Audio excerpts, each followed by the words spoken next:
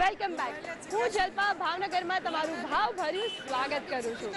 તમારો આજનો રવિવાર ખૂબ જ ગળ્યો રહેવાનો છે, કારણ કે આજે આપણે મુલાકાત લેવાના છે ભાવનગરના દાસ પેંડાની. દાસના પેંડા જે એક વખત ચાખે એને પોતાના ચાહક બનાવી દે છે. ભાવનગરમાં 4 બ્રાન્ચ અને તે સિવાય અમદાવાદ, વડોદરા અને સુરત જેવા મહાનગર અને સાવરકુંડલામાં પોતાની બ્રાન્ચ દ્વારા સર્વોચ્ચ ક્વોલિટી પીરસે છે. તો ચાલો લઈએ અહીંની મુલાકાત.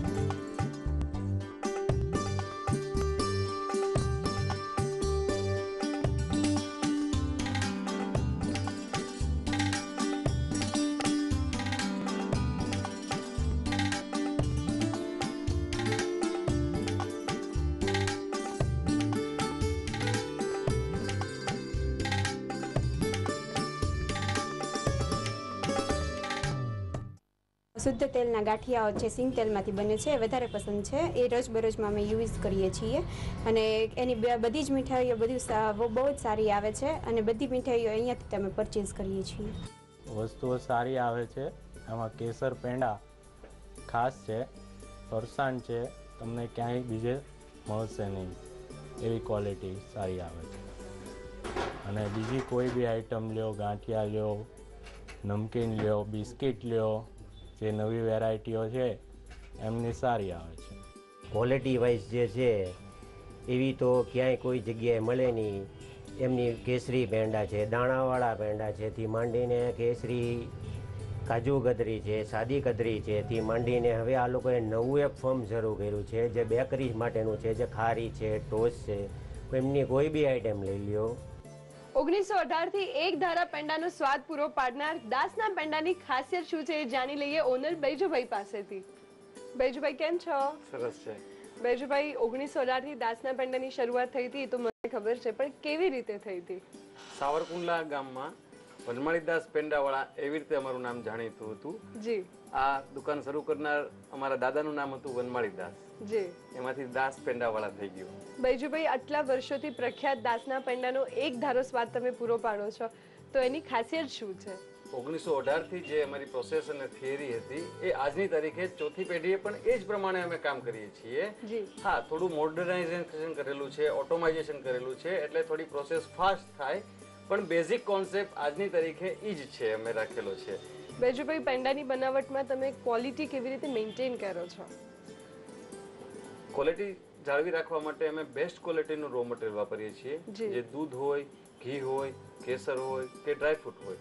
દાખલા તરીકે કેસર પેંડામાં અમારા 100% જેન્યુઇન કેસર અમે વાપરતા હોઈએ છીએ. એમાં કલર પણ નથી હોતો કે એસન્સ પણ નથી હોતું.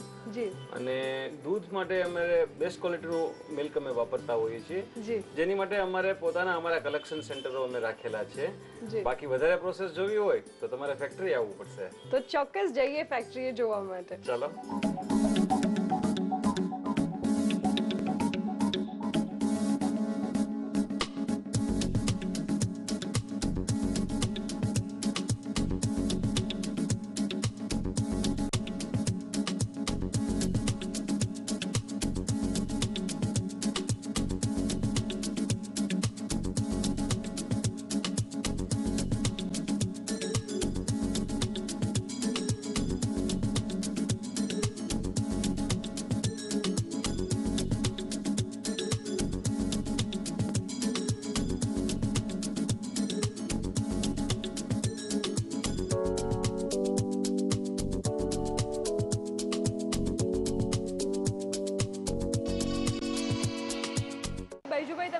લાવો પેંડા માટે પછીથી કઈ કઈ પ્રોસેસ અહીંયા થતી હોય છે? હા, તો દૂધને સર્વપ્રથમ અમે ગાળી લઈએ છીએ. ગાળીને આ મશીન જે તમને દેખાય છે એ મશીનમાં બેચ પ્રમાણે અમે દૂધ નાખીએ છીએ જી.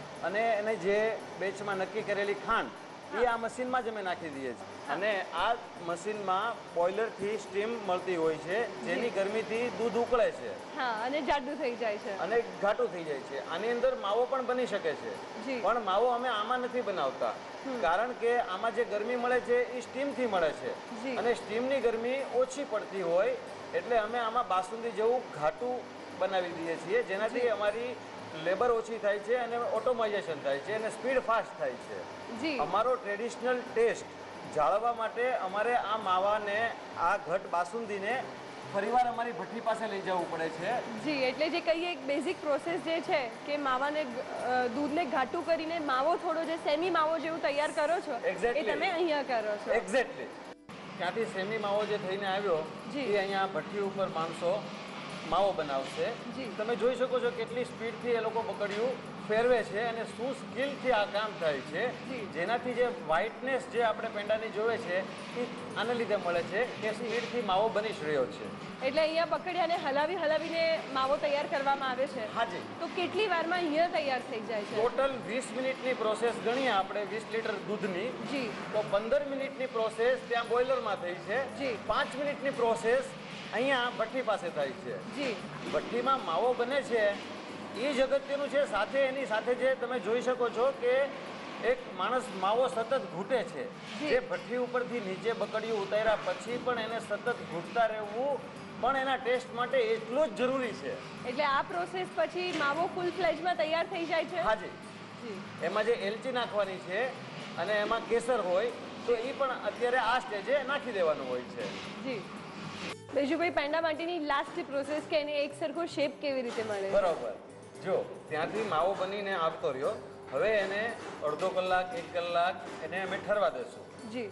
થોડો ઠરી ગયા પછી આ પેંડાનું જે મશીન દેખાય છે એમાં અમે નાખશું અને એક સરખા પેંડા નીચે ટ્રેમાં તૈયાર થઈને આપણને મળશે જી. જેની ઉપર અમે અમારો સ્ટેમ્પ અમારા નામનો મારશું અને પેંડા તૈયાર થઈ જશે. કઈ કઈ સિઝનમાં કેટલા કલાક માટે એને ઠરવા દેવો પડે છે? જો ચોમાસું હોય તો અમારે વધારે સમય માટે રાખવા પડે છે અને ડ્રાયરમાં પણ મૂકવા પડે છે જી. કે જેનાથી એની મોઇસ્ચર રિમૂવ થઈ જાય. અધરવાઇઝ 8 કલાકમાં તૈયાર થઈ જાય છે. જી. એટલે અમને જે બોક્સમાં જે પેંડા મળે છે એ આ ફાઇનલ પ્રોસેસ પછી તૈયાર મળે છે. હાજી. જી. દાસ પેંડાવાળાની ક્વોલિટી વર્ષોથી વાપરતો આવું છું. એમની ભાવનગરમાં અને ભાવનગરની બીજી બ્રાન્ચોમાંથી દરેક જગ્યાએથી એક સરખી ક્વોલિટી અને સારી વસ્તુઓ એ આપે છે અને કોઈ પણ સિઝન માટે અવારનવાર જે સિઝનલ મીઠાઈ કે જે બીજી વસ્તુઓ હોય એ વસ્તુમાં પણ એમની ક્વોલિટી દર વખતે એક સરખી જળવાઈ રહે છે. જ્યારે પણ અમને મીઠાઈની જરૂર પડે કે નમકીનની જરૂર પડે તો અમે દાસ પેંડાવાળાને જ યાદ કરીએ છીએ. રવિવારે આ લોકો દહીં વડા, ઊંધિયું, સમોસા એ બનાવે છે, એકદમ ફ્રેશ જ આપતા હોય છે અને સામે જ આપણે તળીને આપતા હોય છે અને એની ક્વોલિટી બાબતમાં કોઈને આ લોકો જે ચોખ્ખા ઘીનો આગ્રહ રાખતા હોય છે એ ચોખ્ખું ઘી જ હોય છે. એ લોકો આમાં કોઈ પણ બાંધછોડ કરતા નથી. ફેક્ટરીમાં પેંડા કેવી રીતે તૈયાર થાય છે એ તો તમે જોઈ લીધું, પણ હવે દાસના પેંડાવાળાની બીજી ખાસિયત શું છે એ પણ જાણી લઈએ. બૈજુભાઈ, તમારી પાસે પેંડા સિવાય બીજી કઈ કઈ વેરાયટી છે? હા, અમારી દુકાનમાં ગમે ત્યારે આપજો 100 કરતાં વધારે આઈટમની મીઠાઈઓ આપને તૈયાર જોવા મળશે જેમાં દૂધની અલગ અલગ બરફીઓ, શુદ્ધ ઘીની મીઠાઈઓ, પછી દૂધપાક, બાસુંદી, બંગાળી મીઠાઈઓ, આ રીતે અનેક મીઠાઈઓ આપ ગમે ત્યારે કાજુની અવનવી ડ્રાયફ્રૂટની મીઠાઈઓ પણ આપ જોવા મળશે આપને. જી. અને સ્વાદિષ્ટ નમકીન તો ખરું જ તે. નમકીનમાં આપની પાસે કઈ કઈ વેરાયટી છે? આ સિવાય અમારી પાસે ગાંઠિયા નમકીનમાં ચવાડું, ચેવડો, હવે તો અમે ખારી પણ શરૂ કરી છે અને કુકીઝ પણ શરૂ કરી છે કે જે તમને પ્યોર બટરની કુકીઝ મળશે. આ ક્વોલિટી તમને ક્યાંય જોવા નહીં મળે.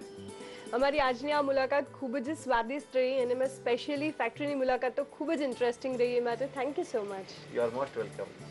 દરેક આઈટમ બહુ સરસ આવે છે. બંગાળી વસ્તુ છે, લાડુ છે, મોતીચૂર છે, બાસુંદી, શ્રીખંડ, દૂધપાક અને કેસરી દૂધ તો બહુ સરસ આવે છે. અમે તો અવારનવાર બેંકમાં એનો નાસ્તો મગાવીએ છીએ અને દરેક આઈટમ એની બહુ સરસ આવે છે અને ફોરેન પણ મોકલીએ છીએ અમે. દરેક મીઠાઈ, દરેક વસ્તુ જ્ઞાતિ માટે અમે દાસ પેંડાવાળાથી પરચેઝ કરીએ છીએ અને અમને સંતોષકારક બધી મીઠાઈ મળે છે અને સુપર ક્વોલિટી અને રિઝનેબલ ભાવથી બધી વસ્તુ આપવામાં આવે છે અને દરેક આઈટમ માટે સંતોષકારક પેંડા છે, બરફી છે, કોઈ પણ વસ્તુ છે સારી ક્વોલિટીમાં આપે છે.